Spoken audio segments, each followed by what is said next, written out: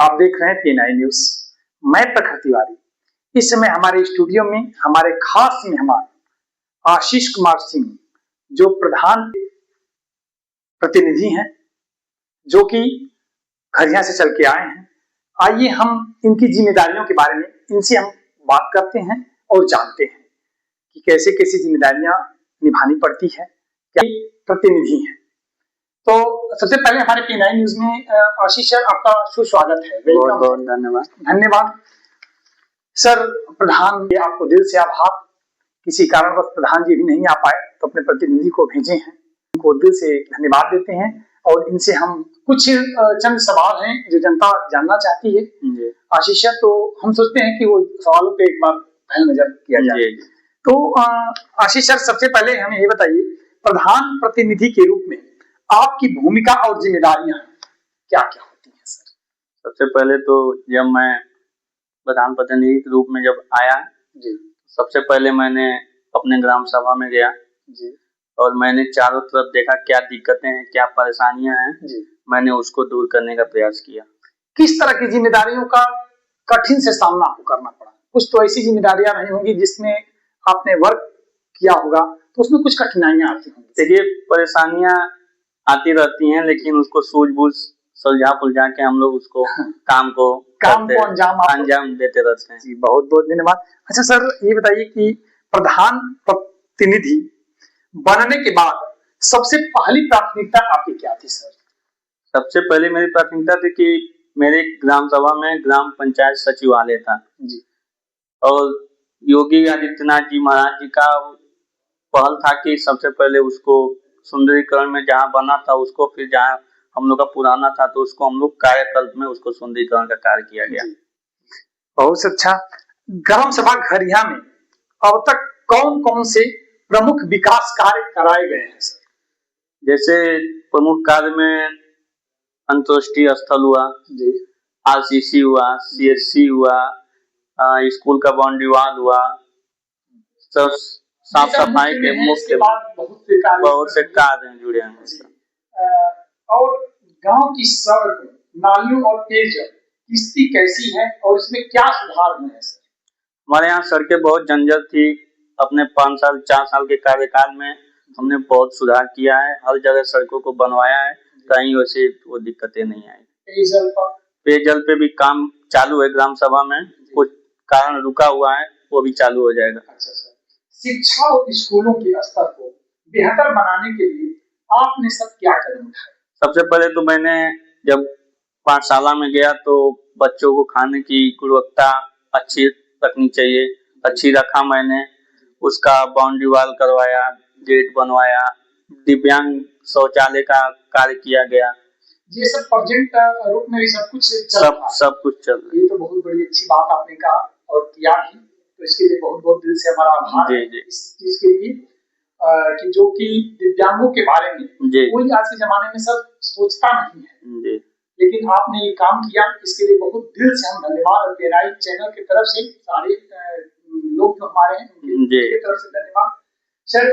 और ये सब ग्राम सभा स्वास्थ्य सेवाओं और साफ सफाई को लेकर के क्या पहल थी? साफ सफाई स्वास्थ्य सेवा हम लोग के यहाँ बना हुआ है, और साफ सफाई को लेके हम लोग कचरा एक गाड़ी भी रखे हुए हैं, RCC सेंटर भी बना हुआ है, जो साफ सफाई नालियां साफ हो गाड़ी से ले जाके वहाँ RCC में हम लोग जमा करते हैं, हम लोग वहाँ छटिया होती है साफ सफाई। अच्छा सर, जहाँ पे इकट्ठा होता है सर ये नाली का जमावड़ा जो भी जी जी, जब जमावड़ा एक जगह, कभी तो ऐसा भी होता है कि ढेर साल लग जाता होगा, जैसे सूखने के बाद वहाँ से लोग जो सफाई कर्मचारी रहते हैं अपना उठा के ले जाके वहाँ रख देते हैं।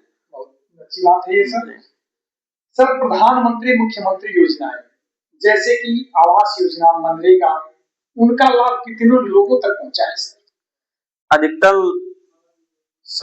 70 से 75% एवं पहुंच चुका है, और अभी भी प्रयास है कि आगे भी कार्य हो सके। और जो प्रधानमंत्री नरेंद्र मोदी जी और मुख्यमंत्री योगी आदित्यनाथ जी का जो पहल है, उस पे हम लोग वृद्धा पेंशन हुआ, गांव में हम लोग घूम घूम जाते हैं, हम लोग किसका एज हो गया है उसको वृद्धा पेंशन, जो विधवा और माताएं हैं उनको विधवा पेंशन, जो भी राशन वासन होता है हम लोग मुहैया कराते हैं। हैं। बहुत बहुत धन्यवाद इसके लिए।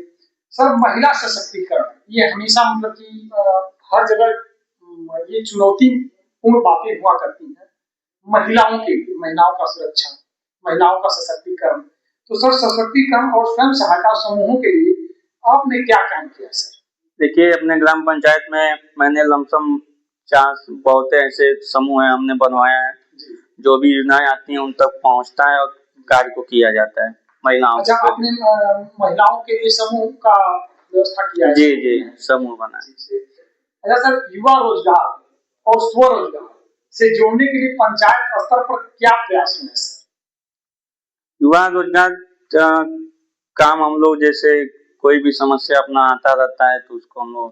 अच्छा सर, जैसे मान लीजिए बहुत कुछ ऐसे ब्लॉक पे सिस्टम आता है, जैसे कि मान लीजिए स्वरोजगार में बहुत रोजगार मेला भी जैसे अभी भी फिलहाल आया था, उसमें लोग को अपने थ्रू बताया गया, उनको प्रेषित किया गया कि आप लोग इसमें भागीदारी करिए और लोगों को रोजगार मिल जाए। अच्छी बात है सर।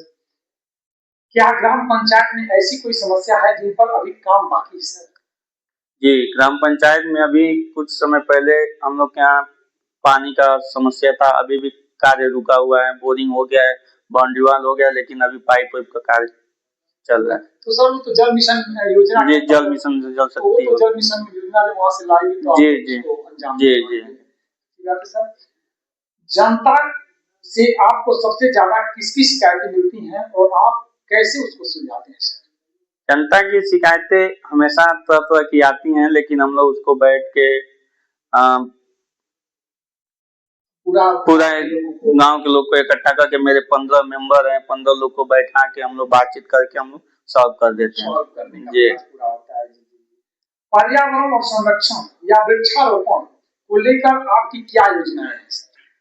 वृक्षारोपण अभी हाल में ही हम लोग आया था, सरकार की योजना से हम लोग जमीन में अपना मतलब वो करा के हम लोग वृक्षारोपण अपना अमृत सरोवर पे लगाना, इधर सब हम लोग कार्य किया गया। अमृत सरोवर की जो बात आपने कहा, तो अमृत सरोवर में हमको लगता है कि कुछ ही गाँव में अमृत सरोवर का कार्य पूरा हुआ है। सर, आपके गाँव में जो आपका ग्राम सभा है उसमें अमृत सरोवर का कितना परसेंटेज तक काम पूरा हो गया सर?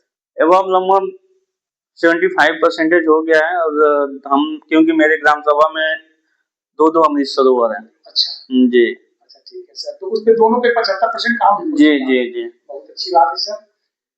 विकास कार्यों में पारदर्शिता और जनता में भागीदारी कैसे सुनिश्चित करते हैं सर? किसी भी कार्य को सर, अगर जैसे मान लीजिए कि आपको पारदर्शिता करना है, जिसे हम कहते हैं कि ट्रांसपेरेंट कर देंगे, इसको हम पारदर्शिता। जैसे हमारे ग्राम किसी भी कार्य को सर पारदर्शिता के लिए आप क्या करते हैं सर? ग्राम पंचायत सचिवालय पे हम लोग सबको एकत्रित करते हैं, और मैं खुद पर्सनल अपने ग्राम सभा का एक ग्रुप बनाया हूँ। जो भी योजनाएं समस्या योजना आती रहती है हम उसमें डालते, लोग अपना डालते रहते हैं, हम उसका सोल्यूशन करते रहते हैं। व्हाट्सएप से और ग्राम पंचायत सचिवालय जो भी सारी समस्याओं का जी, ये तो बड़ी अच्छी बात है सर। सर, सबसे पंचायत में सहयोगी टीम और जनता का कैसा सहयोग मिलता है सर? पंचायती जो टीम है आपकी और जनता, ये दोनों तो अलग अलग ग्रुप हैं, तो इन दोनों को मिलाकर के आपको सहयोग कैसा मिलता है सर? देखिए, हमेशा सहयोग अच्छा रहा है। ये तीसरा कार्यकाल है। तीसरा बार कार्यकाल? जी, तीसरा कार्यकाल है। जनता का हमेशा सहयोग, जनता मेरे लिए सब कुछ है। और जो हम लोग की टीम है 15 मेंबर हैं, अपना हम लोग साथ में चलते रहते हैं। जी। अच्छा सर, एक बात और, जैसे मान लीजिए कि अगर कोई भी वर्ग हो जनता तक नहीं पहुंच पाता है, ऐसा भी कुछ होता होगा कि कुछ ऐसे वर्ग होते हैं जो जनता तक नहीं पहुंच पाता है।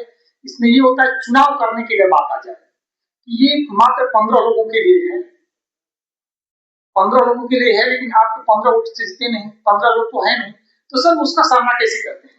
उसमें हम लोग सबको बैठा के अपना मेल जो उस लायक रहता है, जो उसके काबिल जो रहता है उसको हम लोग दे देते हैं। बहुत अच्छी बात है सर, इसके लिए बहुत दिल से आभार हमारी पूरी टीम की तरफ से। सर, ये कहना चाहते हैं सर कि अगर आपको कहा जाए कि जो मेरा PNI न्यूज है, इसकी एवज में आप 4 शब्द PNI न्यूज के बारे में सब बता दें जनता को। सबसे पहले तो PNI न्यूज पे जितने भी दर्शक देखने वाले हैं सबको मैं तरफ से बहुत बहुत प्रणाम। Thank you sir. देखिए इसी तरह का अपडेट और ताजा न्यूज पाने के लिए हमारे चैनल P9 न्यूज 24 सर्च करें यूट्यूब में और सब्सक्राइब करें। लाइक शेयर और सब्सक्राइब करते हैं तो इसके लिए दिल से आभार। धन्यवाद। बहुत बहुत धन्यवाद।